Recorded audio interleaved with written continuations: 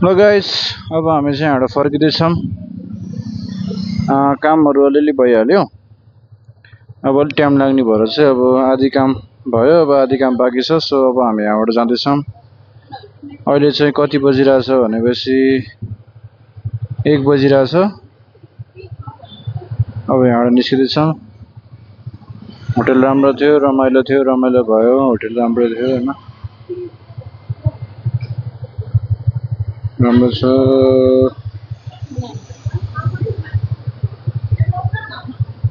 जाऊँ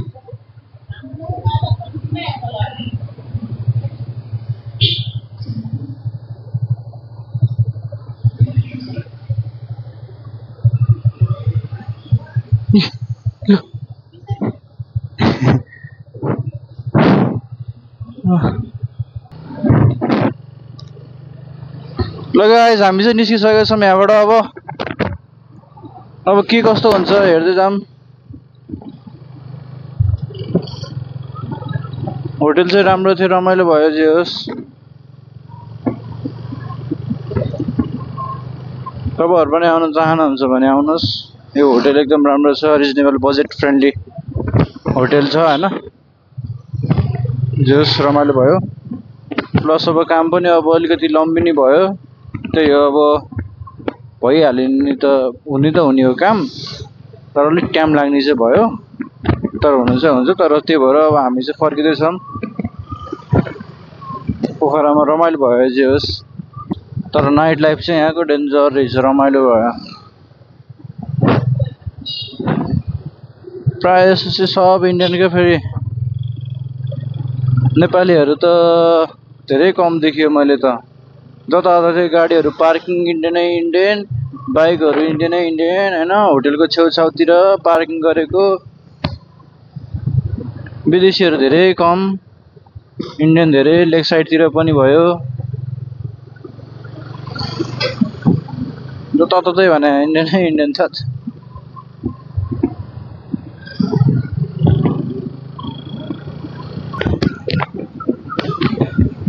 त्यस्तै हो गाइस। अब चाहिँ हामी सिधै अगाडि भेट्नुपर्छ। अब यो गएकै भिडियो, अब त्यही भिडियो त हो।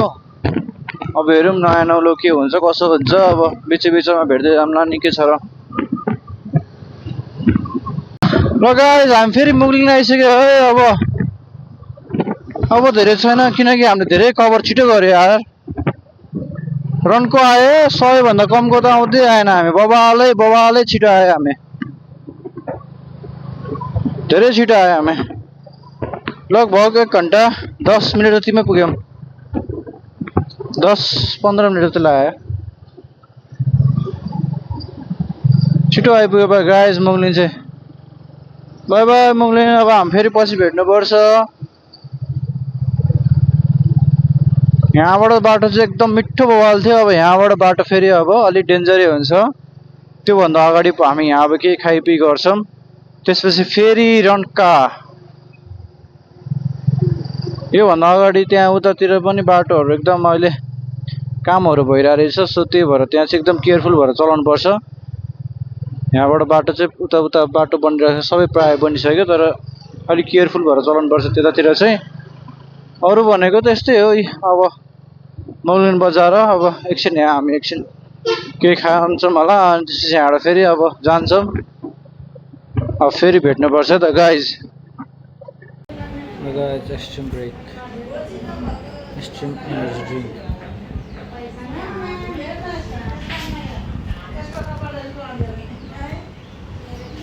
That's about, oh my god, मिठो भाइ।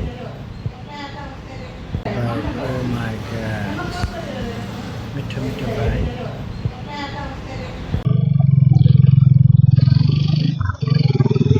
बाटो त तर धेरै छिटो डेभलप भइरहेछ, किनकि हिजो आउँदाखेरि त पिचै भएको थिएन आधी बाटो। अस्ति आउँदा अहिले पिच भइरहेछ। काम चाहिँ धेरै छिटो बढिरहेछ होइन। तर अब जेमा पनि टाइम त लागिहाल्छ। तर अस्तिसम्म आउँदाखेरि त्यहाँ माथि पिचै गरेको थिएन बाटो, त्यहाँ चाहिँ पुरै पिच भइसकेको छ अहिले। अनि अरू ठाउँमा पनि पिच हुनुलाई पुरै सम्माइरहेको छ कि बाटोहरू चाहिँ। तर कुनै चाहिँ यस्तो छ बाटो, ल हेर्नुहोस्, डेन्जरै बाटो त। ल अब धुलो उडाइदिएपछि डेन्जर हुन्छ अब यहाँ। धुलो फाल्ने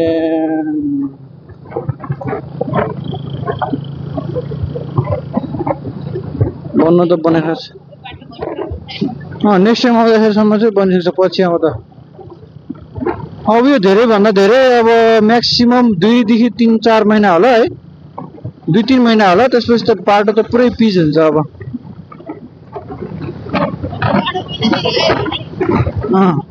बन्छ होला।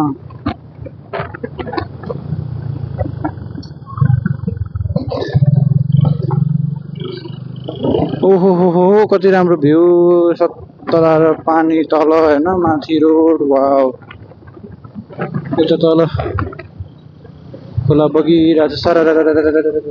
झैया झैया यहाँ नै रहेछ, मतलब जिउहरू पखालिरहेछ।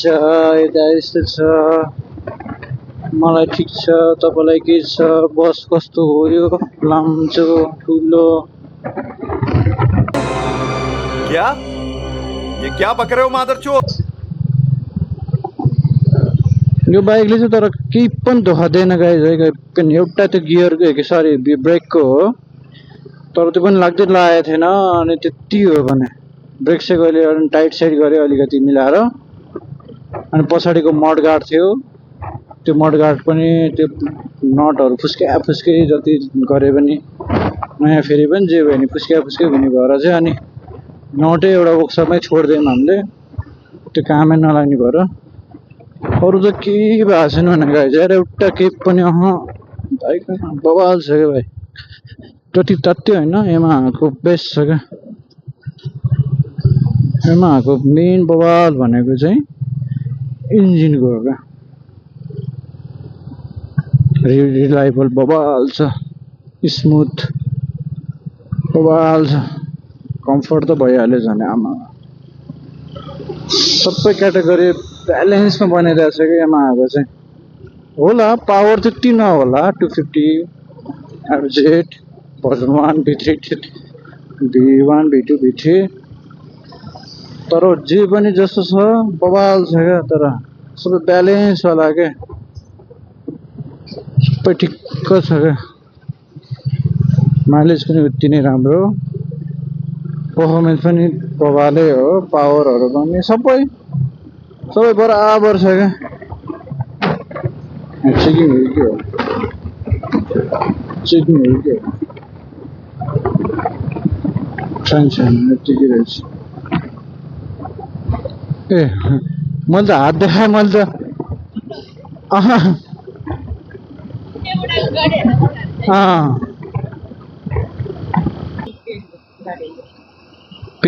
पेल्यो।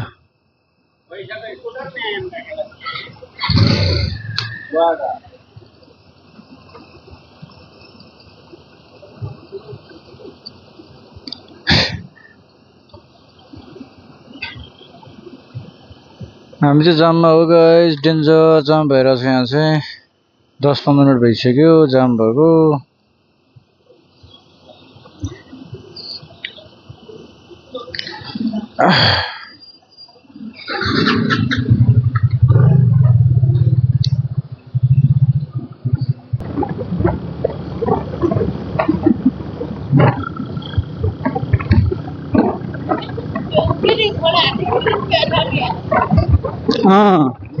तर पानी योपालि धेरै परेको छैन रहेछ नि है। योपालि धेरै पानी परेको छैन नि त, त्यही भएर यो खोला पनि कति छोरे हेर न, सानो देखेको। यो कम ठुलो खोला हो आमा।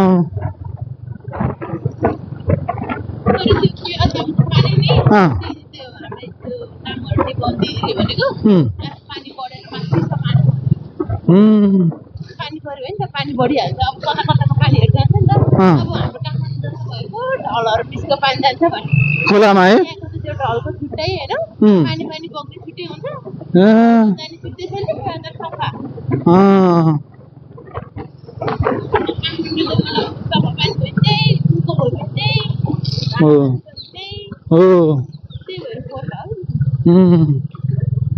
फोटो खिच्नुपर्छ क्या यहाँ है, बाइक राखेर एउटा फोटो। ल गाइज, हामीले चाहिँ एकछिन यहाँ पानी सानी खाएर एकछिन रेस्ट गर्दैछौँ। यहाँ चाहिँ हामीले फोटोसोटो खिच्यौँ एकछिन रेस्ट गरेर एकछिन यसो। अनि त्यो के अरे पुल बवाल भएर बाइक भ्यूहरू पनि डेन्जर छ।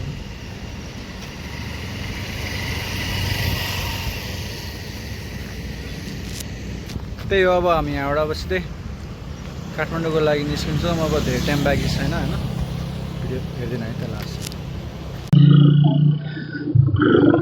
ल गाइज हामी चाहिँ अब लगभग थानकोट चेकपोस्ट आइपुगिसकेछौँ होइन।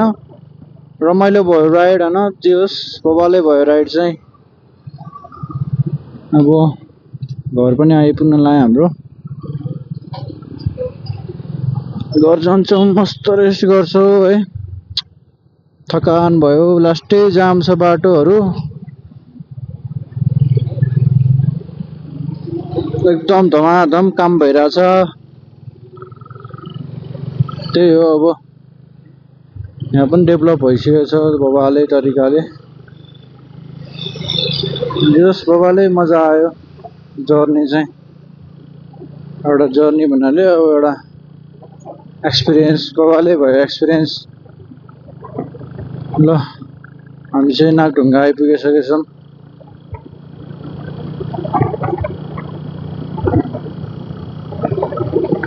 अहिले चाहिँ बब्बाल बनाइसकेको बब्बाले। हेर्नु न यहाँ सिस्टमहरू, विदेशी सिस्टम पुरै यहाँ माथि काम भइरहेछ। कोही कहाँ हो यो, के हो यो? यता तलबाट जाने हो रहेछ। ल युनिक पारा है, छुट्टै। ल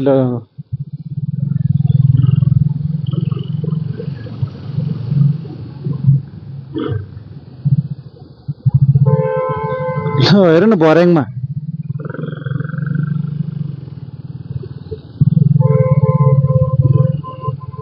अब त्यो हर्न बजाएर फास्ट चल्ने हो र।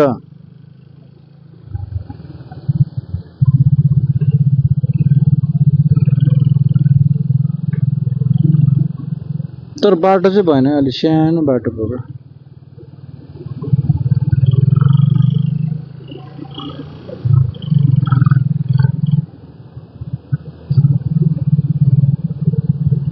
ल गाइस हामी चाहिँ काठमाडौँ आइपुगिसकेको छ। Fresh air, wow. आइपुग्यो फाइनली है, छुट्टै चिसो भयो।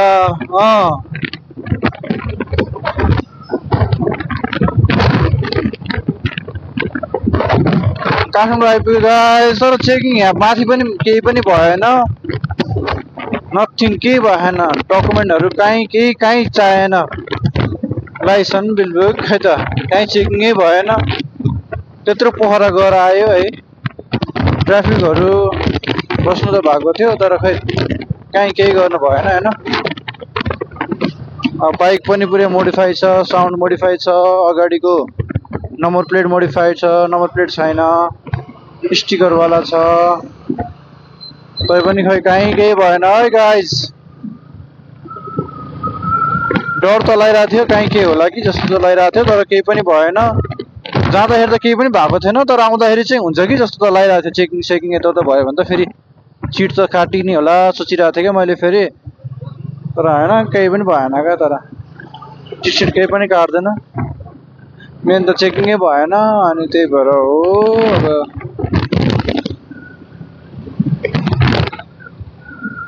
टोटल 444 किलोमिटर ट्राभल गरिसक्यो है अहिलेसम्म। अब ठ्याक्कै कलङ्कीबाट तल भनेपछि लगभग 455 सम्म पुग्छ होला, 54-55 त्यही हो। ल गाइज अब आजको लागि यति नै गाइज।